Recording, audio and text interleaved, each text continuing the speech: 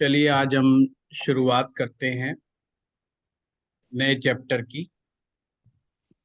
आज हम डिस्कस करेंगे कुंडली में मैरिज लाइफ यानी कि सप्तम भाव में हम लोगों ने डिस्कस किया यदि कोई ग्रह आ जाए तो वो प्रॉब्लम क्रिएट करता है। पर आज हम डिस्कस करेंगे कि कौन सा फैक्टर ऐसा है जो उस प्रॉब्लम से आपको बचा सकता है। देखिए, किसी ग्रह का किसी स्थान पर बैठना आपके या हमारे हाथ में नहीं है। ये पुराना कार्मिक संबंध होता है। और एक चीज ध्यान रखें, ये जो रिलेशनशिप का कर्मा होता है ये सबसे ज्यादा प्रगाढ़ होता है।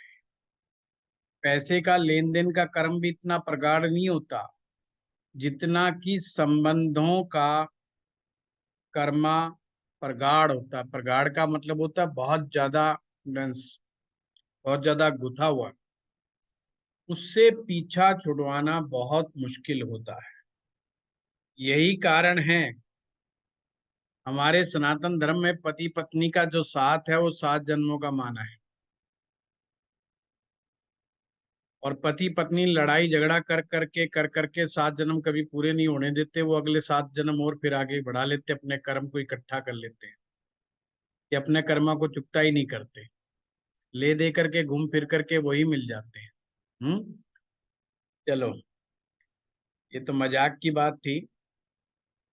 प्रश्न ये उठता है, अगर कुंडली में कोई ऐसी विपरीत परिस्थिति आ जाए और रियलाइज भी हो कि वास्तव में पति पत्नी में झगड़ा चलता है, दोनों में अविश्वास की भावना है, दोनों की में आपस में ईगो क्लैश करते हैं, तो ऐसे में कौन सी ताकत है, कौन सी शक्ति है कुंडली के अंदर जो आपको इस चीज से बचा सकती है? उस ताकत का नाम है लगन, यानी कि कुंडली का पहला भाव। सप्तम भाव से यदि प्रॉब्लम आ रही है तो उस सप्तम भाव की प्रॉब्लम का निराकरण करने की जो ताकत होती है वो आपके फर्स्ट हाउस में होती है। तो इस सूत्र को याद रख लो। अब ये तो विवाह का मामला है। सप्तम भाव से डे टू डे इनकम हो, पार्टनरशिप हो, जो भी प्रॉब्लम आपकी सप्तम भाव से आ रही है उसका निराकरण करने की क्षमता फर्स्ट हाउस में होती है, लगन में होती है।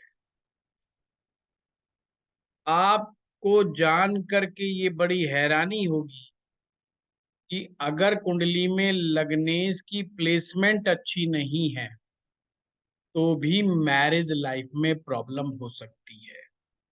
इवन यहां तक कि उस व्यक्ति के सप्तम भाव में कोई ग्रह नहीं बैठा हो तो भी लग्न की स्थिति अगर अच्छी ना बैठी हो तो भी मैरिज लाइफ में दिक्कत हो सकती है। मैं फिर से रिपीट कर रहा हूं, एक तो ये है कि सप्तम भाव में मैरिज लाइफ में एक प्रॉब्लम है, वो तो समझ में आ रहा है, उसमें तो रोल अदा करेगा ही करेगा लगन। इवन जिन लोगों की कुंडली में सप्तम भाव में कोई ग्रह नहीं बैठा हुआ, कोई प्रॉब्लम नहीं दिखाई दे रही है, उन लोगों के चार्ट में भी अगर लग्नेश सही भाव में ना बैठे हों तो प्रॉब्लम क्रिएट हो सकती है। कहां कहां पर प्रॉब्लम क्रिएट हो सकती है तो नोट करो, कहां कौन लग्नेश की स्थिति कहां कहां पर प्रॉब्लम क्रिएट कर सकता है। यदि लग्नेश सेकंड हाउस में हो, यदि लग्नेश तीसरे भाव में हो, यदि लग्नेश छठे भाव में हो, यदि लग्नेश अष्टम भाव में हो, और यदि लग्नेश 12वें भाव में हो। यानी अगर लग्नेश सेकंड में बैठा है, थर्ड में बैठा है, सिक्स्थ में बैठा है, एट्थ में बैठा है, ट्वेल्थ सर में एक मिनट। बैठा है। तो सर मैरिज, लग्नेश मीन सूर्य। लग्नेश मीन सूर्य नहीं, लग्नेश मीन फर्स्ट हाउस का लॉर्ड, तो फर्स्ट, असेंडेंट अच्छा लॉर्ड, ठीक है। लगन जी का सर। स्वामी। तो ये चीज क्लियर हो गई। अब प्रश्न क्या उठता है? प्रश्न ये उठता है, क्या जिन लोगों की कुंडली में लग्नेश लगन में बैठे, लग्नेश चौथे में बैठे, लग्नेश पांचवें में बैठे,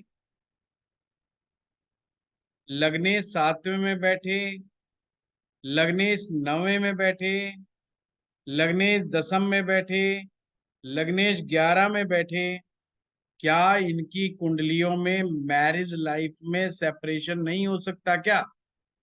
तो प्रश्न का आंसर है हाँ, हो सकता है, पर बहुत कम चांस होते हैं। तो चांस किसके ज्यादा है? जिसका लग्नेश 2 3 6 8 12 में बैठा है। अब ये चांस बढ़ते क्रम में समझो। जिसका लग्नेश सेकंड हाउस में है उसके कम चांस हैं, यानी कि मैरिज में प्रॉब्लम आने के। लग्नेश थर्ड में चला गया, चांस बढ़ गए झगड़ा होने के। ये मैं बढ़ते क्रम में बता रहा हूँ, झगड़ा होने के चांस सबसे ज्यादा कैसे हो। लग्नेश सेकंड में है, झगड़ा होने के चांस तीसरे में आए और ज्यादा चांस। अगर वही लग्नेश छठे में है तो चांस भयंकर हो गए, बढ़ गए, कि व्यक्ति सेपरेटिव एटीट्यूड में चला जाता है कि सेपरेशन करना है मुझे। अगर लग्नेश छठे में चला जाए, लग्नेश अष्टम में चला जाए, सेपरेशन करे ना करे दिल से सेपरेशन कर बैठता है, हृदय से सेपरेशन करके बैठ जाता है, बाय हार्ट सेपरेशन करके बैठ जाता है पति पत्नी एक दूसरे से। लग्नेश 12वें में चला जाए, मूर्खताएं बहुत करता है, अपनी मैरिज लाइफ को तरह तरह से खराब करने का भरसक प्रयास करता रहता है। अच्छा, मैं एक चीज पहले क्लियर कर दूं, मैं इस कोर्स को एक परिवार की तरह पढ़ा रहा हूँ, घर के मुखिया की तरह पढ़ा रहा हूँ। हरियाणा का आदमी हूँ, कई बातें मुंह से सीधी सपाट निकल जाती हैं। और जो मैं ये योग बताऊंगा इनमें से हो सकता है आप में से भी किसी का हो, बुरा मत मानना। इफ एंड बट पूरे ज्योतिष में लगा रहता है। ये नहीं है कि मैं आपके बारे में बोल रहा हूँ, मैं दरअसल सिर्फ और सिर्फ सब्जेक्ट के बारे में बोल रहा हूँ। ईगो होती है हर इंसान की, ऐसा कैसे? अब मेरे मुंह से गलती से निकल गया कि मूर्खताएं करता रहता है और अब भरसक प्रयास करता रहता है कि मैरिज को डिस्टर्ब करने का। पर कमाल की बात यह है, जितने भी मैरिज लाइफ को डिस्टर्ब करने वाले लोग हैं उनको कभी भी एहसास नहीं होता कि वो मैरिज लाइफ को खुद डिस्टर्ब कर रहे हैं। तो भाई मेरे को बड़े मुखिया होने के नाते, घर का मुखिया होने के नाते पहले से ही माफ करके चलो, क्योंकि मैरिज लाइफ बहुत अंतरंग संबंधों का विषय है। और इसमें मैं अगर स्पष्ट बात नहीं बोलूंगा तो आपके सामने जब कुंडलियां आएंगी तो आप एक्चुअल फैक्ट को नहीं समझ पाओगे। क्योंकि हर आदमी जो अपनी कहानी आप लोगों को बताएगा वो अपना ही पक्ष रखेगा और दूसरे का कसूर निकालेगा। तो इसलिए आपको ज्योतिष के पॉइंट ऑफ व्यू से स्ट्रांग होना है। आपको तुरंत समझ जाना है कि भाई गलती इसकी है, बेशक आप उसे बोले ना बोले, क्योंकि आपको मर्ज जरूर समझ में आना चाहिए कि प्रॉब्लम कहां पर फंसती है और कैसे फंसती है, वो भी मैं आपको समझा दूं। जब भी लग्नेश केंद्र या त्रिकोण से बाहर होते हैं, जब भी लग्नेश केंद्र या त्रिकोण से बाहर होते हैं, इन लोगों में स्ट्रगल करने की कैपेसिटी बढ़ जाती है। समझना लॉजिक को। इन लोगों में फाइट करने की कैपेसिटी, स्ट्रगल करने की कैपेसिटी बढ़ जाती है, इंक्रीज हो जाती है। ज्यादा पुरुषार्थी व्यक्ति तो लड़ भी पड़ता है, वो कहाँ किसी के नीचे दबाव में आता है। वो कहता है मैं तो सक्षम आदमी हूँ, मैं तो बड़ा मेहनती आदमी हूँ, पराक्रमी आदमी हूँ। कहीं ना कहीं उनकी ईगो क्लैश होगा। लग्नेश जितना मजबूत होगा, लग्नेश केंद्र में होगा या त्रिकोण में होगा, ये लोग अपनी इंटेलिजेंसी का प्रदर्शन करके मैरिज को बचाने का प्रयास करते हैं। अब ये समझना बड़ी कमाल की बात है। ये क्यों मैंने कहा कि इन लोगों में चांस कम होते हैं? ऐसा नहीं है कि इनको मैरिज लाइफ में तकलीफें नहीं आती। मैरिज लाइफ में तो दिक्कतें ये समझ लो किसी को भी आ सकती है। आपका लग्नेश कहीं बैठा हो, कोई ग्रह कहीं बैठा हो, मैरिज में प्रॉब्लम आ सकती है, उससे नहीं बचा जा सकता। पर हम वो डिस्कस करें कौन से ऐसे व्यक्ति हैं जो अपने दिमाग का उपयोग करके, अपने इंटेलिजेंसी का उपयोग करके, अपनी वाक पटु का उपयोग करके अपनी मैरिज लाइफ को बचाने में कामयाब हो जाते हैं। हाथ पैर जोड़ करके या कंप्रोमाइज करके अपनी लाइफ को बड़े आराम से निकालने में कामयाब हो जाते हैं। ये मैं आप लोगों को सूत्र बताने का कोशिश कर रहा। ये बड़ा प्यारा सूत्र। यहाँ क्लियर हो गया? अगर किसी को यहाँ पे कोई बात क्वेश्चन हो तो पूछिएगा। तो 11th हाउस में लग्नेश और 11th 11th। हाउस में भी अच्छा है। इट्स वेरी अच्छा, गुड। ठीक है sir, thank you sir. Logic कोई क्लियर करना चाहे, कोई क्वेश्चन हो? Sir, you said the Kendra and the कौन? 9th house, त्रिकोण. तो 11th house में फिर क्या रीजन है? 11th house house of gain है, एक्सपेक्टेड गेन है। अक्सर आदमी मैरिज लाइफ को इसलिए खराब नहीं करता क्योंकि उसको कुछ फायदा नजर आ रहा होता है। हमेशा ध्यान रखिएगा, 11th में जब भी ग्रह बैठेगा, अगर उसको मैरिज में फायदा नहीं नजर में आएगा तो भाग जाएगा, और फायदा नजर आया तो वो टिका ही रहेगा। और मैक्सिमम शादी के फायदे तो है ही हैं, इसमें कोई दो राय नहीं है। हर इंसान जब भी शादी करता है कि उसको फायदा कहीं ना कहीं तो नजर आता ही है।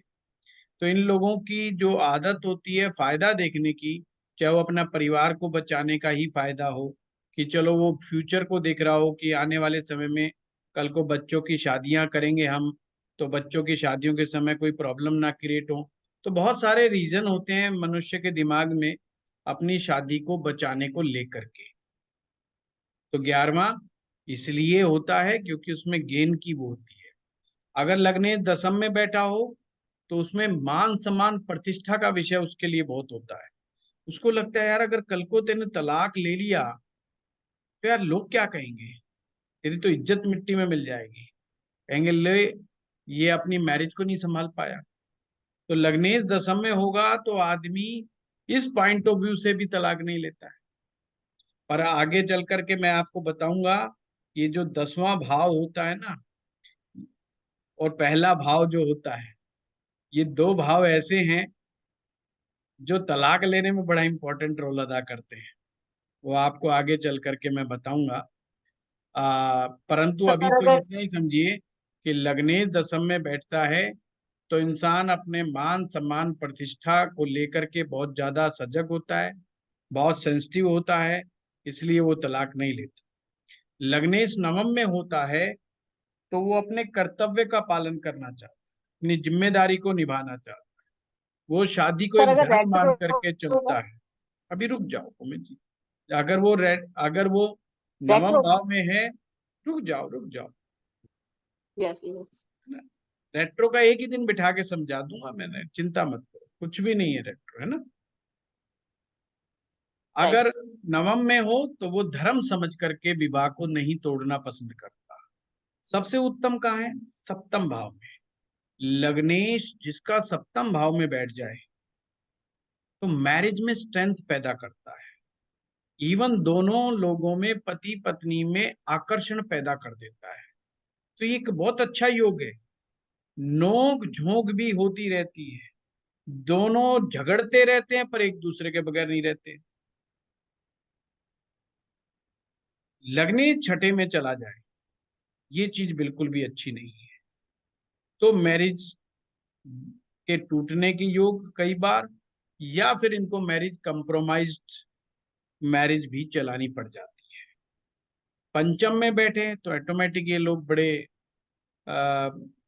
इमोशनली किसी से अटैच हो जाएं एक बार तो इनका इमोशनली अटैच से फिर डिटैच होना मुश्किल हो जाता है। अगर चौथे में बैठ जाएं तो ये अपने कंफर्ट्स को लेकर के बड़े सेंसिटिव हो जाते हैं।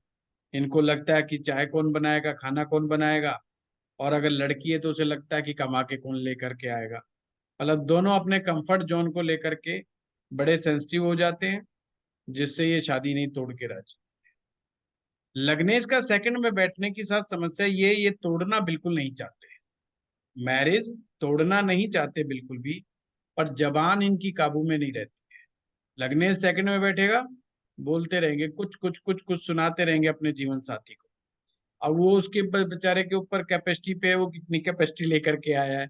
अब अगर उसकी कैपेसिटी ठीक ठाक है तो इनकी भी मैरिज लाइफ चल जाती है, पर हाँ ये बोलने से काबू नहीं होती। लग्नेश थर्ड में चली जाए तो ये भी मैरिज को तोड़ना नहीं पसंद करते, पर यही है कि ये इतने मेहनती होते हैं, इतने पराक्रमी होते हैं, और ये चाहते हैं कि हमारा जीवन साथी बिल्कुल ऐसे करे जैसे हम करें।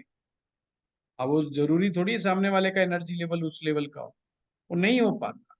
तो एक्सपेक्टेशन, लो मैरिजेस इसलिए भी टूट जाती हैं क्योंकि वो पति पत्नी एक दूसरे से कई बार ज्यादा एक्सपेक्टेशन पाल करके रख लेते हैं। अब प्रश्न उठता है वक्री ग्रहों का। सिंपल लॉजिक समझ लो, चाहे वो लग्नेश वक्री हो चाहे सप्तमेश वक्री हो, वक्री का कंसेप्ट समझ लो। वक्री प्लेनेट मैरिज लाइफ के लिए अच्छे नहीं होते। They are not good for the relationship and the good या हैप्पी मैरिज लाइफ। क्योंकि जो वक्री ग्रह होते हैं इनमें क्षमता बहुत अद्भुत पैदा हो जाती है, बहुत ताकत पैदा हो जाती है। जीवन में सफल होने के लिए वक्री ग्रहों का योगदान बहुत बड़ा होता है। ये लोग अपने कैरियर में बहुत फोकस करना चाहते हैं। ये लोगों की ये अपनी एनर्जी को किसी ऊंचे मुकाम तक पहुंचाने के लिए हमेशा प्रयासरत रहते हैं। इस भागदौड़ भरी जिंदगी में, क्योंकि वक्री ग्रह इंसान को दौड़ाता बहुत है, भगाता बहुत है, रात दिन मेहनत करवाते हैं वक्री ग्रह, चाहे उसके लिए उसको बेईमानी करनी पड़े, सफलता हासिल करने के लिए कोई भी तिगड़मबाजी करनी पड़े, करने के से पीछे नहीं चुकते। और इस तिगड़मबाजी और भाग दौड़ की वजह से कई बार ये अपनी मैरिज लाइफ को भूल जाते हैं या मैरिज लाइफ इनसे इग्नोर हो जाती है। तो आगे से ध्यान रखना, रेट्रोग्रेड प्लेनेट अच्छे नहीं होते हैं। चाहे वो सप्तमेश होकर के रेट्रोग्रेड हो, यानी कि सप्तम भाव का स्वामी वक्री हो जाए, तो वो एक से अधिक संबंधों की तरफ लेके जाता है। लग्नेश वक्री हो जाए तो सामने वाले से बहुत ज्यादा एक्सपेक्टेशन पाल के बैठ जाता है, उसका जीवन साथी एक्सपेक्टेशन को मीट आउट ही नहीं कर सकता है, तो भी प्रॉब्लम हो जाती है। अब पॉइंट समझे? लग्नेश का अच्छा बैठना बहुत इंपॉर्टेंट है मैरिज लाइफ को बचाने के लिए। जीवन साथी में कम से कम दोनों में से एक का लग्नेश तो मजबूत होना ही चाहिए, वेल प्लेस्ड होना ही चाहिए। अगर एक का गड़बड़ है तो एक का कम से कम ठीक होना चाहिए, और अगर दोनों के गड़बड़ हो गए तो फिर भगवान भरोसे गाड़ी चलती है, ये ध्यान रखना। सर फिर रेट्रो का उपाय?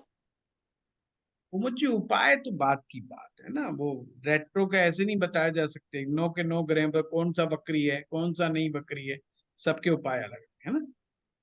उपाय सबसे लास्ट, कोई अगर राइट। क्लासिकल केस होगा तो मैं अपने आप ही उपाय बता, ठीक है। हाँ कृष्ण जी। सर अगर लग्नेश 9th हाउस में है, जी मान लीजिए सर धनु लगन की हाँ हाँ, नवम भाव प्रश्न है, पूछो। 9th में है वो, बट वो 1 डिग्री का है। जी सर, तो वो फिर 9th में डाउट सर क्या है? प्लेस्ड है, पर सर वो 1 डिग्री का है, तो क्या मानेंगे अष्टम के आप रिजल्ट? बताइए कृष्ण कुमार जी, एक डिग्री को लेकर क्या बैठे हो, क्या क्या मान्यता है आपके दिमाग में? मैं आपके माध्यम से सभी को क्लियर करना चाहूंगा, अच्छा क्वेश्चन है आपका। सर मिक्स रिजल्ट देगा हमारे हिसाब से सर, 9 रिजल्ट के भूल भी जाओ, और रिजल्ट 8 भूल में जाओ। के भी। मैं 1 डिग्री पे अटक गया हूँ। जी 1 डिग्री से आपने क्या लिया? जी इसको जी जी। पॉजिटिव लिया, नेगेटिव लिया, क्या लिया इसको? आपने कहा ना सर लग्नेश प्लेसमेंट। नवम भाव में बैठा है, यानी कि जी गुरु गुरु नवम भाव में बैठा है सिंह राशि में 1 डिग्री का होके। जी सर जी सर। हाँ, तो इसका क्या मायने आपने निकाल के बैठा जो आपने ये प्रश्न किया है? सर वो देखने में तो सर अपना त्रिकोण है, शुभ भी है, डिग्री वाइज देखे तो वहां वीक है, वहां हाँ, मैं कमजोर है। वही वही कृष्ण जी समझना चाहता हूँ, ये वीक क्यों कह रहे हो? मेरा पॉइंट ही वो है। 1 डिग्री जी वीक सर किसने हमें क्या ये क्या पढ़ाया कह गया दिया? ना कि अच्छा, बाल्यावस्था में है। पढ़ा गलत दिया, ठीक है। अच्छा उदित जी, बाल्यावस्था में, चलो आज आपका क्लियर कर दूं कंसेप्ट। जी ऑलवेज सर जी सर। रिमेम्बर, खुश जी हो जाओ अगर किसी का ग्रह 1 डिग्री का है, खुश हो जाओ, यू शुड बी हैप्पी। वो प्लेनेट बहुत पावरफुल है। ओ 29 डिग्री, 0 डिग्री और 1 डिग्री, ऑलवेज रिमेम्बर, कभी कंफ्यूज मत होना। आंख बंद करके मेरी सूरत याद कर लेना उस समय, अगर सूत्र भूल जाओ तो। 29 डिग्री, 0 डिग्री, 1 डिग्री, कोई ग्रह के साथ हो, वो ग्रह बहुत पावरफुल होता है। उस व्यक्ति में उस ग्रह के गुण बहुत ज्यादा मिलेंगे। सर वो किसी भी हाउस में हो। वो किसी भी हाउस में हो, वो जी ग्रह के गुण उस व्यक्ति में ज्यादा मिलेंगे। जैसे इस अच्छा केस में 1 डिग्री का गुरु है, आपके किसी के हिसाब से बाल्य अवस्था का है, किसी के हिसाब से कमजोर अवस्था का है। ज्योतिष जी का एक सामान्य सा सूत्र है साहब, कि अगर कोई ग्रह को ऐसा भी रिजल्ट दिखाएगा, उसके लक्षण आएंगे, या तो पॉजिटिव आएंगे या नेगेटिव आएंगे, लक्षण तो आएंगे ना। हमारे शरीर में बीमारी आती है, हमें कैसे पता लगता है हम बीमार हो गए? वो बीमारी एक लक्षण पैदा करती है, और हम लक्षणों को जी समझ नहीं पाते तो हम डॉक्टर के पास जाते हैं। डॉक्टर को कहते हैं हमें ऐसा ऐसा हो रहा है, तो डॉक्टर उस आधार पे जांच करता है, और फिर कहता है अरे यार आपको तो ये प्रॉब्लम हो गई है, अब आप ये दवा खाओ तो ठीक हो जाओगे। यही एक सिम्टम। सेम हमारी जन्म पत्री में भी यही होता है। आपको किसी ग्रह पे डाउट हो जाए, आप उस प्लेनेट के एट्रीब्यूट्स को देखना शुरू करो। तो एट्रीब्यूट्स, पॉजिटिव एट्रीब्यूट्स आ रहे हैं या प्लेनेट के नेगेटिव एट्रीब्यूट्स आ रहे हैं? नेगेटिव एट्रीब्यूट्स जुपिटर का क्या होगा? पढ़ने लिखने नहीं देगा, पढ़ाई लिखाई को अधूरा छुड़वा देगा। एट्रीब्यूट्स मैं बता रहा हूं जुपिटर के। जी अध्ययनशील मननशील नहीं होगा, नवय में बैठ के कमजोर होगा, तो धर्म का विरोधी होगा, धर्म विरुद्ध कार्य करेगा, खान पान में कोताही बरतेगा, उल्टे सीधा खाना खाएगा, उल्टा सीधा काम करेगा, और साधु संत गुरु महात्माओं के खिलाफ चलेगा। ये सिंपल सा लॉजिक है। अगर वहां पर नवम भाव में गुरु बैठा है और 1 डिग्री का है और उसके पॉजिटिव एट्रीब्यूट्स आ रहे आएंगे ही आएंगे, ऐसा व्यक्ति सारे जीवन भर अध्ययनशील मननशील होगा, बुक नहीं छोड़ सकता।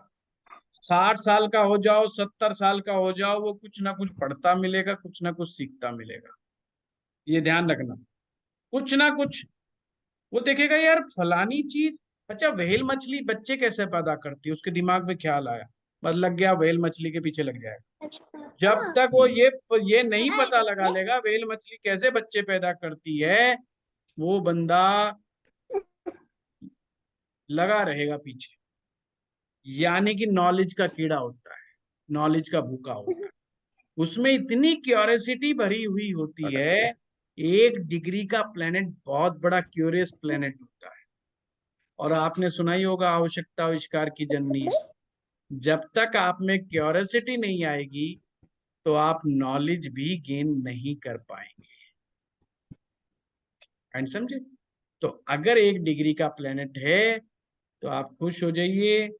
किसी का शुक्र 0 डिग्री का देखते हो, तो मेरे पास एक सर व्यक्ति आए, कहता जी शुक्र 0 डिग्री का हो गया, बड़ा घबराया हुआ। सर ये बकरी ना हो, मान लो नॉर्मल हो, मार गई तब भी रुक यही जाओ, बातें लगती है। कोई बात ना, आप रुक जाओ।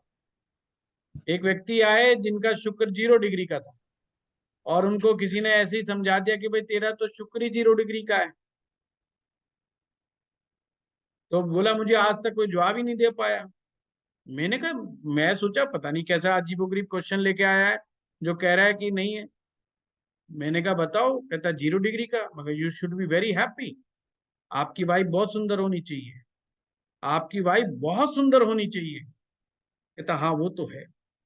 मैंने कहा आपका कभी तलाक का केस हुआ? कहता नहीं, कभी नहीं, हमारा झगड़ा ही नहीं होता। मैंने कहा अभी कहीं बाहर जाते हो घूमने? कहता हाँ जी मैं जाता रहता हूँ। मैं कहा कभी 5 स्टार होटल से नीचे रहते हो? कहता है हाँ ये बात तो है, मैं मुझे कंपनी देती है पैसा 5 स्टार में रुकने के लिए। कितने कंट्रीज घूम चुके हो? घर में कौन सी लग्जरी का ऐसा आइटम है जो आपके पास नहीं है? गाड़ियां कितनी है? कहता 3 गाड़ियां हैं। मकान कितने? मैंने कहा मेरे भाई शुक्र की कौन सी चीज ऐसी है जो तेरे पास नहीं है, वो बताओ, ढूंढो। खुशबू लगाते हो? कहता हाँ जी पेरिस का मैं जो है परफ्यूम लगाता हूँ, बहुत महंगे वाला। वो मेरे भाई शुक्र की कौन सी चीज आपके पास नहीं अवेलेबल है?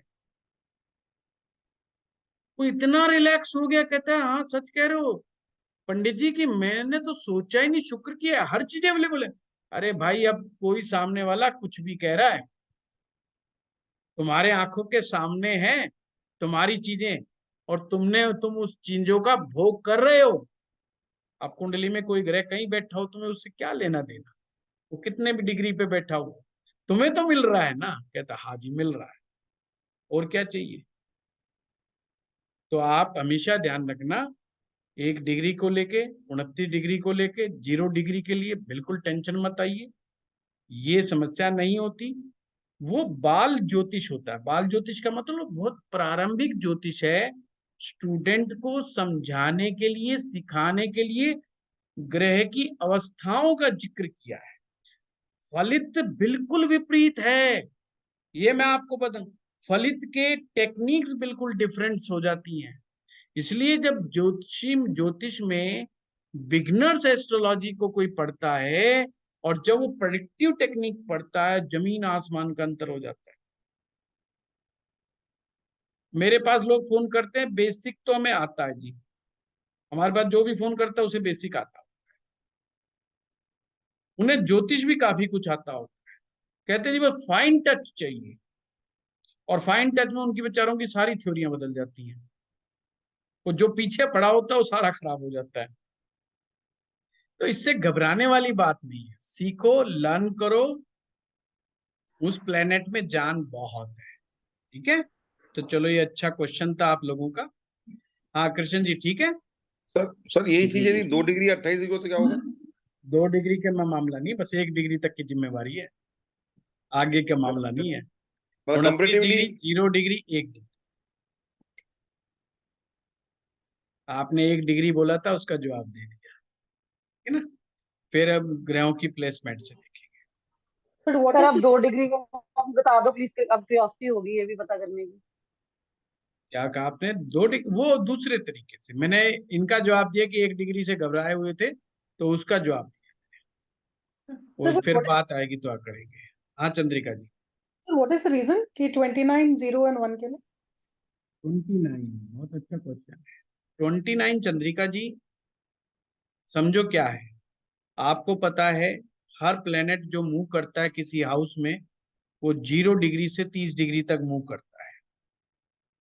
29 डिग्री का मायने क्या है कि एक प्लेनेट किसी हाउस में एंट्री लेता है और वो 29 कदम चल चुका है। 29 डिग्री का मतलब वो 29 कदम आ चुका है, एक कदम उसका बाकी है तो 30 पूरे हो जाएंगे, यानी कि वो अपना भोग भोग चुका है। अब आप इसको एक मनुष्य जीवन की तरह समझो। माना कि एक व्यक्ति ऐसा है जिसकी टोटल आयु 30 वर्ष है, भगवान ने निश्चित कर दी कि 30 वर्ष की आयु के बाद ये मर जाए, 30 का पूरा होते ही खत्म हो जाए। अब मान लीजिए 29 वर्ष की आयु में आ गया, तो कितना साल बाकी बचा है? 1 साल बाकी। ये तो था एक उम्र का एग्जाम्पल भाव के साथ। अब एक व्यक्ति जिसकी आयु 100 साल की है, वो 90 वर्ष की आयु पूरी कर चुका है। जब वो व्यक्ति 90 वर्ष की आयु पूरी कर लेता है, तो हम लोग सभी उसको क्या बोलते हैं कि बुजुर्ग आदमी है। बुजुर्ग का मतलब होता अनुभवी आदमी, यानी कि उस व्यक्ति ने 90 वर्ष देख लिए हैं, यानी 90 वर्षों का अनुभव उस व्यक्ति के पास है। He is highly matured person. एक 29 डिग्री का प्लेनेट हाईली मैच्योर्ड प्लेनेट होता है, जिसके पास उस हाउस का, उस भाव का सबसे ज्यादा अनुभव है। उस भाव को में क्या कैसे करना है, उसको कैसे रिजल्ट देने हैं, उसका अनुभव उस ग्रह के पास सबसे ज्यादा है। वो प्लेनेट इसलिए अच्छा माना जाता है, वो जल्दबाजी नहीं करता, उसमें हड़बड़ाहट नहीं है रिजल्ट देने की, रिजल्ट दिखाने की। वो इंसान को बहुत अच्छे से परखता है, जब इंसान उस लायक होता है तो उस भाव का रिजल्ट देता है। ये ऑलवेज रिमेम्बर। इसलिए वो मैच्योर प्लेनेट कहलाता है। अगर जेमिनी ज्योतिष जो लोग जानते हैं या थोड़ा बहुत पढ़ते हैं, हाईएस्ट डिग्री प्लेनेट आत्मा कारक ग्रह कहा जाता है। और आत्मा कारक ग्रह means king of the natal chart. वो राजा बन जाता है कुंडली का। Can you imagine? 29 डिग्री का प्लेनेट वो राजा हो जाता है कुंडली का, पूरी कुंडली का। Is the king. जेमिनी ज्योतिष कहते हैं तो किंग है कुंडली का, क्योंकि हाईएस्ट डिग्री प्लैनेट है, सबसे हाईएस्ट डिग्री प्लैनेट। उस व्यक्ति में उस ग्रह का मैच्योरिटी वाले गुण आएंगे। जैसे अगर सूर्य 29 डिग्री का है तो सूर्य का काम क्या है? सूर्य का गुण है पेरेंटशिप, पितृभाव, पिता तुल्य, राजा तुल्य, ईश्वर तुल्य। सूर्य का काम है सबकी पालना करना, इसलिए उसे नारायण कहा जाता है। नारायण का कार्य है सबकी पालना करना, घर गृहस्थी के जीवन की पालना करना, सबकी पालना करेगा। अब 29 डिग्री का सूर्य क्या कर रहा है? वो व्यक्ति 22 साल की उम्र में भी होगा ना, तो ये इमेजिन करेगा, यार मैं कितने लोगों को रोजगार दे सकता हूँ। वो 25 साल का लड़का भी होगा ना, तो ये सोचेगा मैं किसी की हेल्प कर दूं, मैं किसी का बॉस बन जाऊं। ये लोग बॉस बनना पसंद करते हैं, और बॉस इसलिए पसंद नहीं बनना पसंद करते कि वो डांट मार सके, बल्कि इसलिए कि लोगों को रोजगार दे सके, ज्यादा से ज्यादा वेल्थ क्रिएट कर सके लोगों के लिए, लोगों की जिंदगी में वैल्यू एडिशंस दे सके। ये सूर्य का खेल है। आपको समझ में आया? बहुत सिंपल है। तो ये मैच्योरिटी का फैक्टर है। तो डिग्रियों से ज्यादा मत टेंशन में पा, और बीच में 17 डिग्री 18 को मायने उतने नहीं रखते। आपने तो ये देखना है ग्रह की किस हाउस में प्लेसमेंट है, उससे मानसिकता पर क्या असर पड़ा है, मन स्तर पे क्या असर पड़ा है, वो बौद्धिक स्तर पे क्या असर पड़ा हुआ है। ये बौद्धिक स्तर पे जो असर होते हैं, ये ही हमारे संबंधों को बनाते हैं और बिगाड़ते हैं। ऑलवेज रिमेम्बर, यही बनाने वाले हैं, यही बिगाड़ने वाले हैं। इसका बहुत गहरा विज्ञान है। हमारे जो ब्रेन में पैटर्न्स जो बनते हैं, वो हमारे बचपन के कारण बनते हैं। लगन को क्यों मैंने लिया? क्योंकि लगन क्या है? एक ऐसा हाउस जहां पर आकर के हम इस संसार में आते हैं, आत्मा शरीर में प्रवेश करती है। लगन के माध्यम से ही हम अपनी जीवन की यात्रा का आरंभ करते हैं।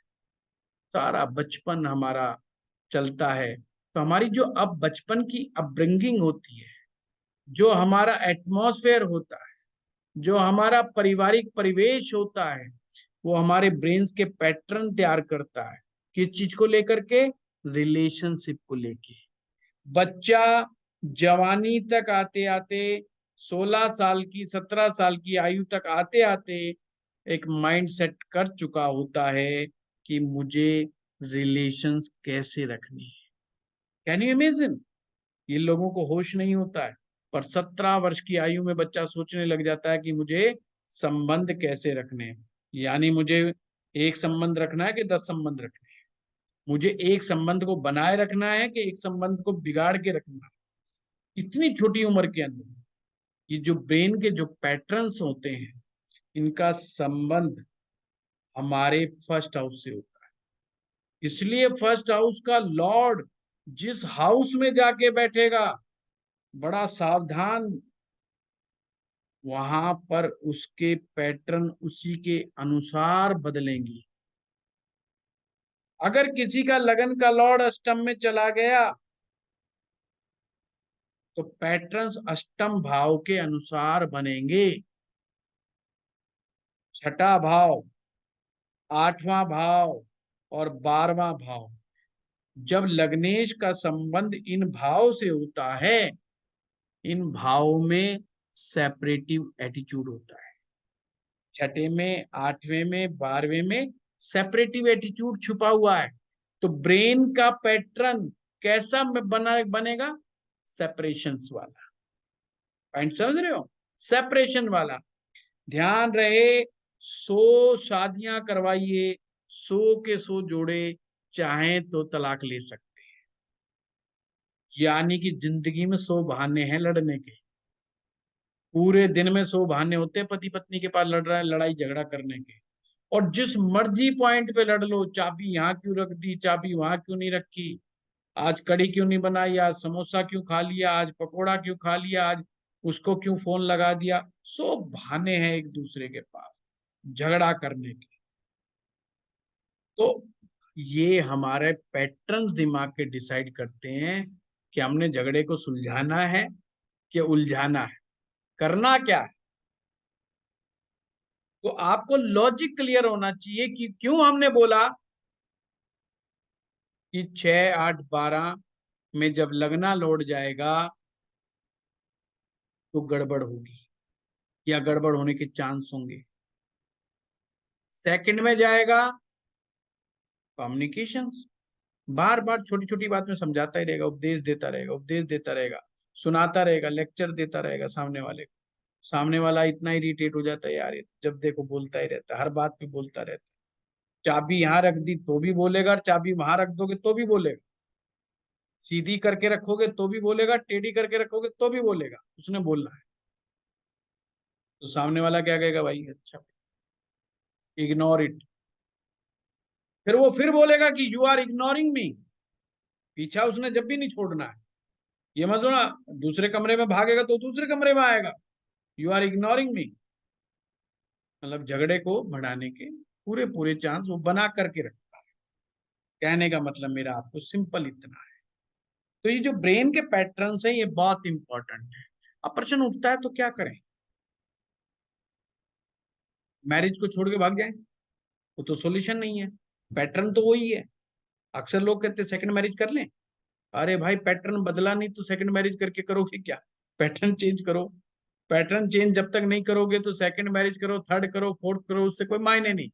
जस्ट एक काउंटिंग चेंज होगी और उससे ज्यादा कुछ चेंज नहीं होना। पर हम तो उस भाषा में बोलते नहीं ना, हम तो ग्रह का नाम दे देते हैं, फलाना ग्रह, ढिमकाना ग्रह। हम तो ये नहीं कहते भाई तेरा पैटर्न गड़बड़ है। अब ये कहने का मतलब लड़ाई मोल लेना, क्योंकि अच्छा ये आप ये कह रहे हो मैं पागल हूँ, मैं तो पीड़ित हूँ, मैं तो विक्टिम उल्टा, और तुम मुझे ये सिद्ध करना चाह रहे हो कि मेरे ब्रेन के पैटर्न ठीक नहीं है। तो हमें पता, मैंने पीएचडी कर रखी है, मैं ऑनर्स है, मेरे पास ये डिग्री है, मेरे पास वो डिग्री है, मैं कंपनी में यहाँ पे काम करता हूँ, वहां पे काम करता हूँ। आप जैसे पंडित तो 10 आते हैं। समझ रहे बात को? ईगो। हम कहते हैं भाई फलाना ग्रह तेरा बैठा हुआ है इसलिए गड़बड़ है तेरा। पर आप तो स्टूडेंट हो, आपको बताना मेरा कर्तव्य बनता है कि प्रॉब्लम कहाँ छिपी हुई है, कहाँ मानसिकता में ये प्रॉब्लम है। जब तक उस चीज से उभर करके नहीं आएंगे हम, जब तक बात नहीं बनेगी।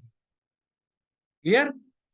और जब भी लगना फिट होता है ना, वो ढूंढता है प्रॉब्लम कहाँ आ रही है। अच्छा, ये इस बात से परेशान होती है, मैं जब जब ससुराल का नाम लेता हूँ जब ये हल्ला ज्यादा मचाती है, ओ दोबारा नाम नहीं लेना, जब भी बात कहना है ससुराल बहुत अच्छा है, ससुराल मेरा गुलाब का फूल है, गेंदा फूल नहीं है। तो वो समझ जाता है, he is a so intelligent गाय।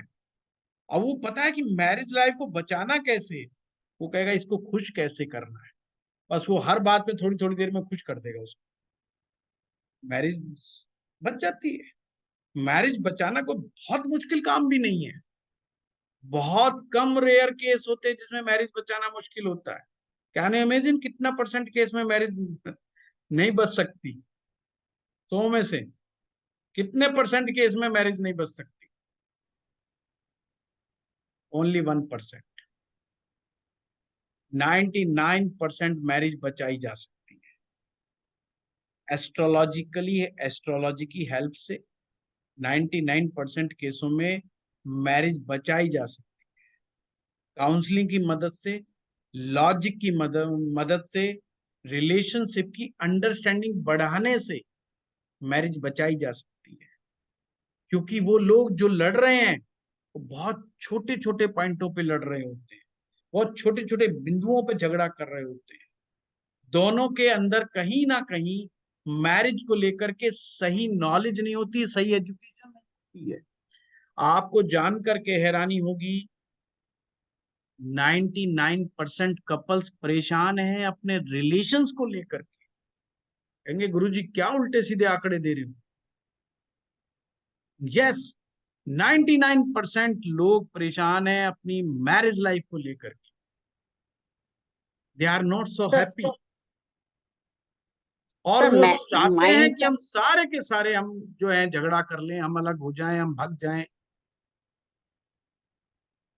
ये बहुत इंपॉर्टेंट बात है। ऐसा क्यों है, इतनी भारी परसेंटेज क्यों है? और जैसे जैसे हम एजुकेटेड होते जा रहे हैं ये परसेंटेज बढ़ती ही जा रही है, कम नहीं हो रही, उल्टा। होना तो ये चाहिए था, पढ़े लिखे लोग जब दो लोग लड़ते हैं कहते अरे यार ये तो पढ़े लिखे होके झगड़ा कर रहे हैं, गांव का आदमी अरे यार दोनों इतने पढ़े लिखे लोग हैं फिर पता नहीं काहे को झगड़ा कर रहे हैं। मतलब वो मान के चल रहा है कि मैं झगड़ा कर रहा हूँ कोई दिक्कत नहीं है, पर ये झगड़ा क्यों कर रहे हैं, ये तो पढ़े लिखे हैं, ये तो दिल्ली यूनिवर्सिटी के पास आउट है, तो पीएचडी होल्डर है, तो आईआईटी है। उसको बेचारे को नहीं समझ में आ रहा, अरे ये तो डॉक्टर है, ये काहे को झगड़ा कर रहा है भाई, ये तो लोगों का इलाज करता है। अरे ये तो साइंटिस्ट है, ये काहे को झगड़ा कर रहा है भाई। भाई मैं झगड़ा करता हूँ समझ में आता है, मैं पढ़ा लिखा नहीं हूँ, पर ये काहे को झगड़ा कर रहे हैं, ये तो अमेरिका में पढ़ता है, तो जापान में पढ़ता है। उसको बेचारे को समझ में नहीं आ रहा। पर प्रॉब्लम जड़ में है, हमारे समाज में बच्चों को नहीं सिखाया जा रहा है कि मैरिज लाइफ कैसे चलती है। उन्हें नहीं बताया जाता है कि मैरिज का मायने क्या है, और माँ बाप ने उनको खुला छोड़ दिया है एजुकेशन सिस्टम के हाथ में। और हमारी एजुकेशन सिस्टम में कोई सिस्टम नहीं है जो मैरिज लाइफ को कैसे बचाना है और कैसे चलाना है इसके ऊपर कोई डिस्कशन होता है। ना टीचर डिस्कस करता है, ना माँ बाप डिस्कस करते हैं, और चाचा ताऊओं को तो पता ही नहीं है।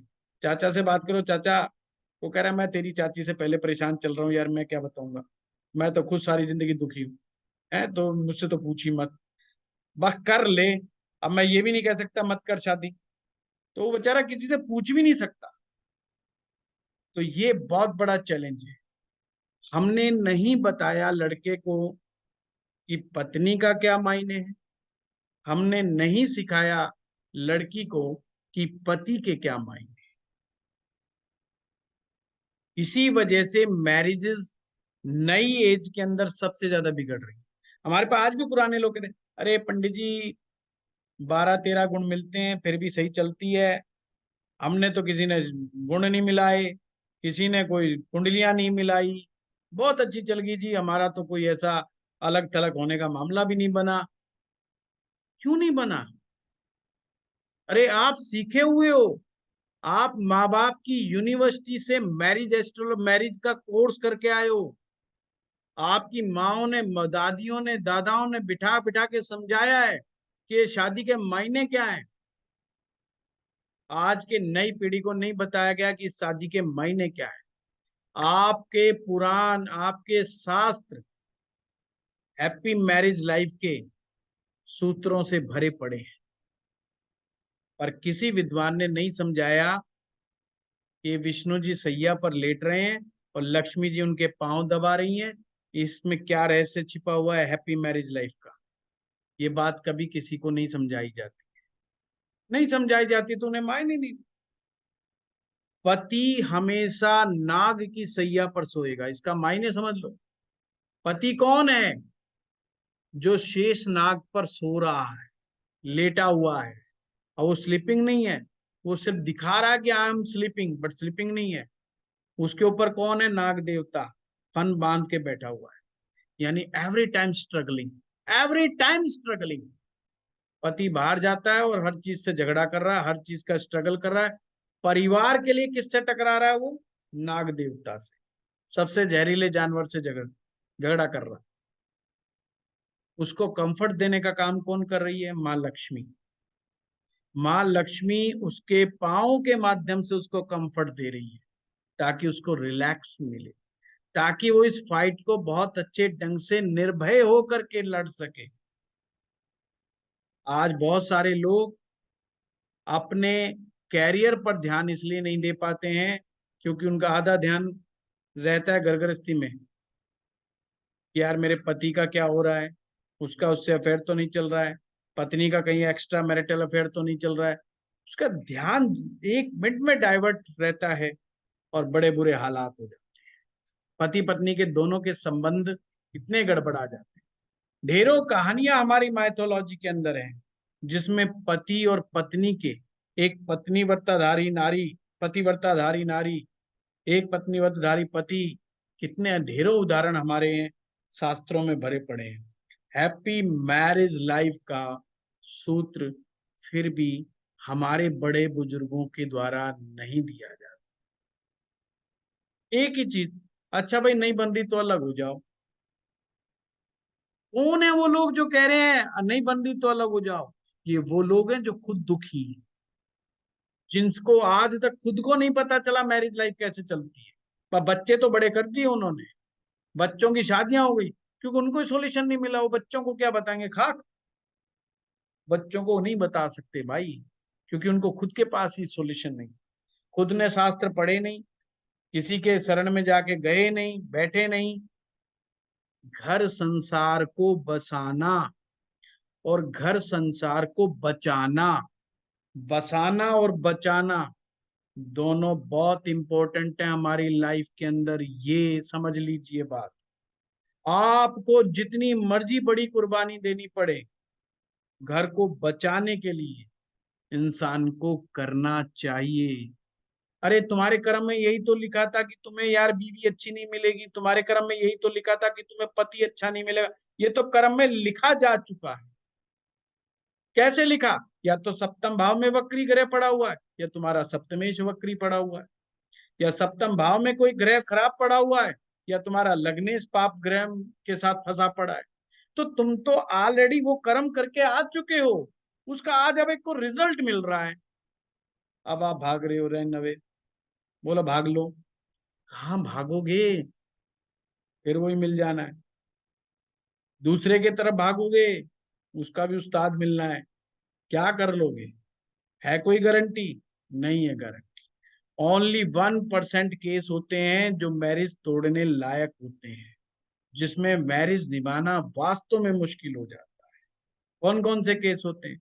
सामने वाली पार्टी पागल हो जाए, मेंटली रिटार्डेड हो, इंपॉर्टेंट हो, नकारा हो। नकारे का मतलब है कि कमा के ही ना दे पट्टा, एडिक्शंस में चला जाए, हैवी एडिक्शंस, ड्रग्स ले रहा है और कुछ ले रहा है, जिसने ना कमाने की कसम ही खा के बैठा हुआ है। भाई मैं मानता हूं वहां पे स्त्री का रहना उचित नहीं है, वो 1% केस में आता है। बहुत एब्यूसिव हो जाए, बहुत ज्यादा, जिसका बिहेवियरल इश्यूज खड़ा हो जाए। बिहेवियरल इशू को मतलब जब चाहे जब मर्जी सर फोड़ दिया, पीट दिया, टांग तोड़ दिया, हाथ तोड़ दिया, ये उस टाइप का केस हो जाए, रहना बहुत मुश्किल हो जाता है। ये सब 1% है। बाकी के जितने भी मेरे भैया तलाक फलाक हो रहे हैं ना, ये खाम खाई के बेवकूफी भरे मुद्दे हैं, ना समझी के खेल हैं, इससे ज्यादा कुछ भी नहीं है। सबसे अच्छा तरीका पहले से ही समझ लो, शादी से पहले कि तुम्हारी मैरिज लाइफ में चैलेंज है। अगर है तो उसकी रेमेडी शुरू कर दो। निश्चित रूप से लंबे समय तक उपाय करने पर रिजल्ट आता है। 1 महीना 2 महीने के उपाय नहीं होते, ये ध्यान रखना। रिलेशनशिप के जितने भी उपाय होते हैं मिनिमम 3 years to 5 years, कभी कभी तो 7 साल भी लग जाते हैं। कंटिन्यूटी में उपाय करें। अगर एक 20 साल का लड़का या 18 साल की लड़की शादी करने से पहले अगर उपाय करना शुरू कर दे तो निश्चित रूप से उसके आने वाले मैरिज के जीवन में खुशियां आती हैं, प्रभाव बहुत अच्छा पड़ता है। ये इत्मीनान रखें, मैं अपने अनुभव के साथ कहना चाहता हूं आप लोगों को, इत्मीनान के साथ। और अगर आप सोचें कि 2 हफ्ते करके या 4 हफ्ते करके या 45 दिन करके कोई काम या 5-6 महीने करके उपाय कोई रिजल्ट आ जाएगा, नथिंग, कुछ नहीं आएगा। और रिलेशनशिप में जितनी ज्यादा प्रॉब्लम होगी उतना लंबा समय तक आपकी रेमेडी चलेगी। तो रेमेडीज के लिए जल्दबाजी मत करो, लंबे समय तक। कितना प्यारा सूत्र मैंने आप लोगों को दिया। सप्तम भाव में जो ग्रह बैठा हुआ है, आप अपने स्पाउस को बोलो कि वो उसका उपवास करे, वो उस ग्रह की चीजों का दान करे, उस ग्रह के मंत्रों का जाप करे। अगर पुरुष है तो पुरुष की कुंडली के सप्तम भाव में कोई पाप ग्रह बैठा हो, कैसा ग्रह बैठा हो, आपको लगता है कि वो ग्रह आपकी मैरिज में प्रॉब्लम दे रहा है, क्योंकि हर एक ग्रह के अपने एट्रीब्यूट्स हैं, वो देगा, वो झगड़ा भी अपने हिसाब से ही करवाएगा। तो तुरंत अपने स्पाउस से रिक्वेस्ट करें कि इसके उपाय आप करो और उनसे कराओ ना, साल भर 1.5 साल भर, फिर देखो कि दोनों के संबंधों में कैसा प्रेम जन्म लेता है। अगर किसी प्रकार का कोई दोष, रिलेशनशिप का दोष अगर कुंडली के अंदर है तो दोनों मिलकर के करो ना, दोनों हाथ पकड़ करके चलो, करो उपाय, निश्चित रूप से लाभ होगा। उपाय नहीं करेंगे जी, लड़ेंगे बस, कोई शक्तिपात फेंक दो बस, एकदम से काम हो जाए, है ना। और जीतने हम ही चाहिए। देख लो, बड़े अजीबो गरीब जो है हमारे पास, उनके मनवांछित इच्छा पूर्ति के लिए आते हैं कि पति पत्नी है जी, लड़ाई झगड़ा बिल्कुल नहीं होना चाहिए, और अगर झगड़ा हो जाए तो जीतू मैं ही। उपाय ऐसा बताओ, हारना नहीं चाहिए, जीतूंगा तो मैं ही। अरे भाई, तुम लड़ाई काहे को करनी है ना जी, लड़ाई तो हो जाए बेशक, पर जीतना मैं चाहिए। अब क्या उपाय बताएं इसे।